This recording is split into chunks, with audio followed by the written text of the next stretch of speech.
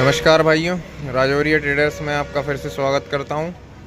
आज दोस्तों मैं आपको एक ऐसी चीज़ बताने जा रहा हूं जिससे शायद आपको मेरी तरफ से बहुत लाभ मिलेगा, है ना। अगर आप इस चीज़ को फॉलो करोगे तो आपको ज़रूर बहुत लाभ मिलेगा।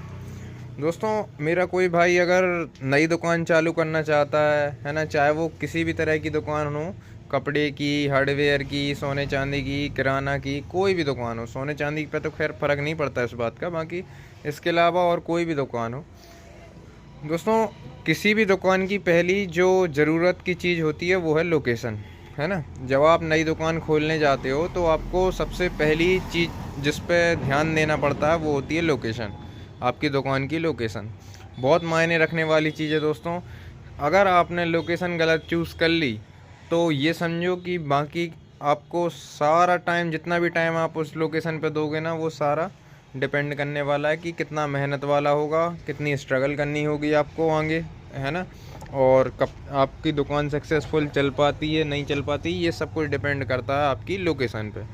तो अगर आपने लोकेशन गलत डिसाइड कर ली तो आपको बहुत स्ट्रगल करना पड़ेगा, और अगर आपने लोकेशन सही ले ली तो आपको स्ट्रगल करने की ज़्यादा ज़रूरत नहीं पड़ेगी। आप आराम से, है ना, जितना प्रॉफिट एज्यूम रहता है उतना आप लोग निकाल सकते हो, है ना।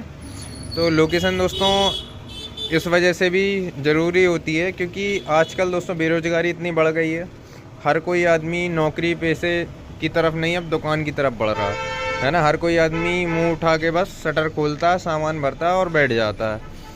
तो इस चक्कर से दोस्तों कंपटीशन बढ़ता है। कंपटीशन बढ़ने के साथ साथ ऊट पटांग रेट रहते हैं मार्केट में, है ना खुद कमा रहे, ना दूसरों को कमाने दे रहे। तो ये सब बातें लोकेशन में ध्यान रखनी पड़ती है। लोकेशन में दोस्तों कुछ चीज़ें देखनी पड़ती हैं, जैसे कि पहले तो आपको ऐसी लोकेशन चाहिए जहाँ पे भीड़ भाड़ ज़्यादा हो, है ना, जहाँ पे लोग आते जाते रहते हों, जहाँ लोग रहते ज़्यादा हों, घर ज़्यादा बने हों। ऐसी जगहों पे हार्डवेयर की दुकान बहुत अच्छी चलती है। दूसरी बात, अगर उस क्षेत्र में 2 या 3 से ज़्यादा हार्डवेयर की दुकानें हैं तो आप उस क्षेत्र में दुकान ना डालें, है ना। और अगर आपको डालनी है तो फिर आपको लोन लेके नहीं डालनी पड़ेगी। लोन अगर आपने लिया है तो आप 2 या 3 दुकानों के बीच में ना बैठें। आप ऐसी जगह ढूंढें जहाँ पे आपकी किस्तें भी टाइम टू टाइम निकलती रहें और किराया भी निकलता रहे, है ना। आप फिर ऐसी जगह ढूंढें जहाँ पे 1 या 2 दुकानें ही हों या एक भी दुकान ना हो, है ना।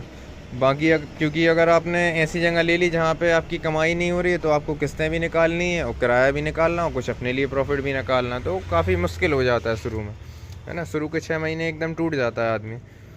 तो इन बातों का विशेष ध्यान दें। मेरा एक फ्रेंड है, आज ये वीडियो मैं इसलिए बना रहा हूँ दोस्तों क्योंकि मेरा एक फ्रेंड है जिसने पिछले साल दुकान चालू की थी और उसने सारी चीज़ें बहुत व्यवस्थित रूप से रखी, है ना। दुकान भी बहुत अच्छी ली थी उसने, है ना। एरिया पर्याप्त था, ऊंचाई भी अच्छी थी, सामान बाकायदा डेकोरेशन से जमा के रखा हुआ था, लड़का भी लगाया हुआ था, है ना, और अच्छे रेट पर सामान भी दे रहा था, व्यवहार भी अच्छा था। लेकिन फिर भी वो अभी पिछले 2-3 महीने से लॉस में जा रहा था।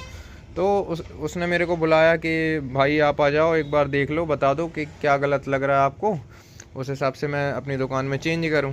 तो दोस्तों मैं आज उसके पास गया और मैंने एक नज़र में ही पहचान लिया कि ये कहाँ गलत है। मैंने दोस्तों उसके एरिया का सर्वे किया, वहाँ तकरीबन 5 से 6 दुकानें थी, है ना। तो जिस कारण से ना वो, एक तो कंपटीशन बढ़ रहा था, तो ना दूसरा दुकानदार अच्छे से कमा रहा था, ना वो खुद कमा रहा था, है ना। तो ये चीज़ें बहुत मायने रखती हैं। अब आदमी अगर दुकान खोल के बैठा है तो कुछ प्रॉफिट कमाने के लिए ही बैठा है, जेब से लगाने के लिए तो बैठा नहीं है ना। अब उसे बेचारे ने लोन लेके दुकान की हुई थी, उसकी किस्त और लड़के का खर्चा और दुकान का खर्चा बड़ी मुश्किल से निकल रहा था। तो मैंने जाके उसको पहले ये सलाह दी कि पहले नंबर तो तू ये लड़का मत लगा, खुद काम कर, है ना, कुछ साल खुद काम कर, उसके बाद जब तेरा लोन चुक जाए उसके बाद फिर लड़का लगा, चाहे कुछ लगा, है ना। एक की जगह 2 लड़का लगा, लेकिन अभी कुछ टाइम तक खुद काम कर। और दूसरी बात मैंने उसको सलाह ये दी कि अब हो सके तो जितना जल्दी हो सके ये लोकेशन से तो दूसरी लोकेशन शिफ्ट कर जाए, है ना। और मैंने उसको एक अच्छी लोकेशन भी बताई। दोस्तों उसका काम है सीमेंट का, रेत का, सरिया का, है ना, और जनरल हार्डवेयर का। लेकिन शहर में कई दुकानदार आपको ऐसे मिल जाएंगे, बड़े बड़े दिग्गज व्यापारी, जो 4 चीज़ों में से एक चीज़ में कमाते हैं, बाकी की 3 चीज़ों में नहीं कमाते। इसके चलते दोस्तों जो छोटे व्यापारी होते हैं वो कमाने में सक्षम नहीं होते, है ना। वो कंपटीशन के चलते रेट गिरा कर भी बेचते हैं ना, तो कमा नहीं पाते, और अगर रेट उठा के बेचते हैं तो उनका सामान बिकता नहीं।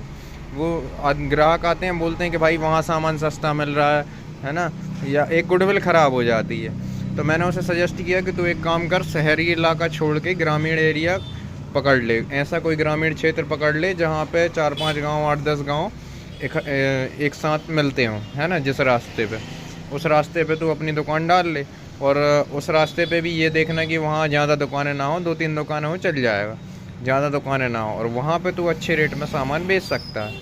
अच्छे रेट मतलब ना ज़्यादा तेज़ ना ज़्यादा कम, है ना, जो एक मीडियम जो जेन्युइन रेट होता है, उस रेट पर सामान आराम से बिक जाएगा।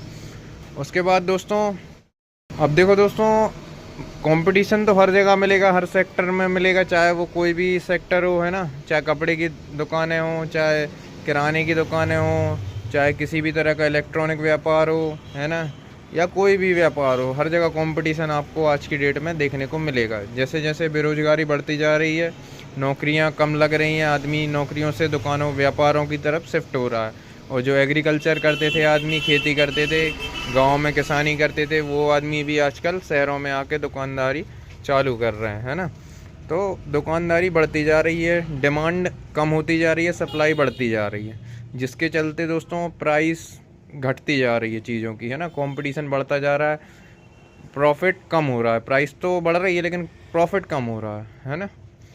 तो बहुत सारी चीज़ें सोच समझ के दुकान की जाती हैं, ऐसे ही किसी की देखा सीखी में दुकान चालू नहीं की जाती। लेकिन आदमी को डीमोटिवेट भी नहीं होना इन सब बातों से। ज़रूरी नहीं है कि, है ना, हर आदमी फेल हो। कई आदमी 100 में से दोस्तों 90% आदमी सक्सेस होने की चांसेस रहते हैं, है ना। 10 आदमियों के चांसेस नहीं रहते हैं जिनमें कुछ ना कुछ कमियां रहती हैं, या तो व्यवहार में, या कैपिटल में, है ना, या फिर उनके मैनेजमेंट में। तो डीमोटिवेट नहीं होना, ट्राई करना है, ट्राई करके सीखना है, सीख के आगे बढ़ना है ना।